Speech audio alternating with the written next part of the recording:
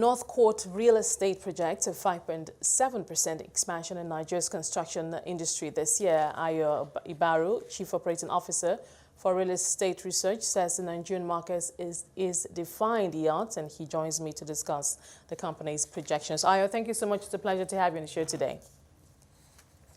Thank you. Quite interesting reading your report on the half-year performance of the real estate sector in Nigeria, and the resilience is quite interesting to read. And the number of key drivers that you highlighted in that report, one of them is a growth in diaspora funding for neighborhood retail projects, and a number of others. But just give us, help us understand, give us a brief overview of these major key drivers.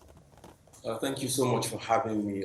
As we stated in the report, we have seen quite a bit of recovery across the various sub-markets. Now, what's interesting to note here is that the various drivers, as you rightly outlined, are different per sub-market.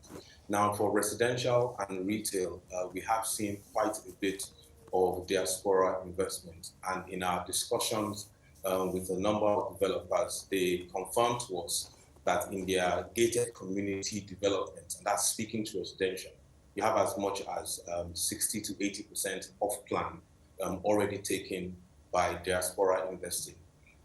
For the retail real estate market, what you find is as retailers begin to explore the various options for development, you see them going into family entertainment centers, and these are the kinds of investment types that attract diaspora investments, where there is high volume and also where there is high value in each transaction. Just to round up on that point, one thing that we had researched a few years ago, and we have seen the trend continue, is the movement towards grade B plus and developments that are around 8,000 square meters for retail. That has continued to be the case, as we see quick service restaurants, we see pharmacies, and we even see mobile accessory developers increase in their take of space.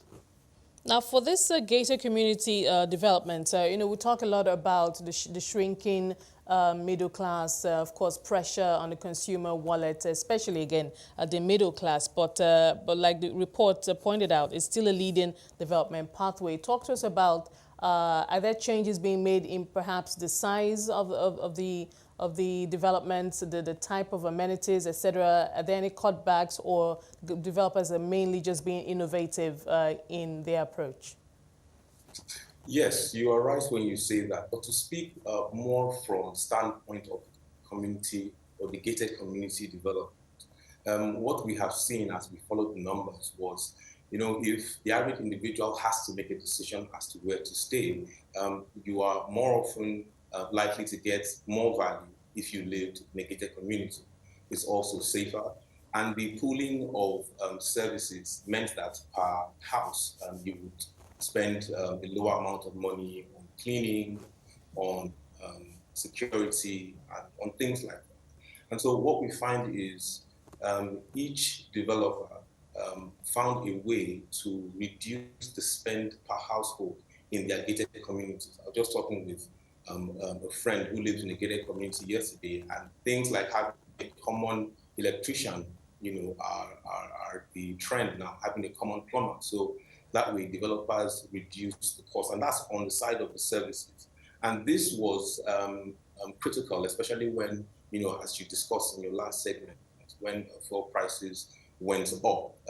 For those of us and for those people who live in gated communities, the ease of getting petrol to run their generators, to power their homes, was rather acceptable, right? But for those who lived on their own, things were a bit difficult. Another thing developers have done that we have come to see, and again is following from a trend we outlined in our report about 3.5, 4 years ago, is that you're finding 2 beds and 3 beds become the mainstay of most gated communities. You will find the 4-bed apartment. In some cases, you will find the 5-bed, but on aggregate, you find 2 beds and 3 beds in most gated communities. So between pooling of services, between the type and nature of buildings put up, you find that developers are always looking at new ways to improve at least their book balance and the kinds of developments that they bring on stream. The short stay submarket also saw some growth. So talk to us about this emerging segment of the market and how attractive is it and how much investment can we expect perhaps for the rest of the year? Again, it's a beautiful point you raised, Esther. A couple of years ago, we did highlight in our report once again that MasterCard conducted a study, an Africa-wide study, and they concluded with the fact that Lagos State and Nigeria, by extension, had the fastest growing short stay market. And that continued to be the trend for a couple of years. And then we saw the COVID pandemic deal very hard blows to your big name, your big brand hotels, and people still wanted to have a home away from home. People wanted to find a place where they could rest and relax, and they couldn't go to many of the big name hotels because the COVID protocols were so strict. Many people couldn't travel, and so we found that the short stay market again continued its ascendancy, and that's the trend that we see as we go on now. The returns for short stay developments in city centers, Lagos, Abuja, Port Harcourt, will continue to be the case. Now, it must be said here that there is, however, a rising cost of maintenance. So maintenance costs are going up. The need to ensure a thorough vetting in your tenant selection process is also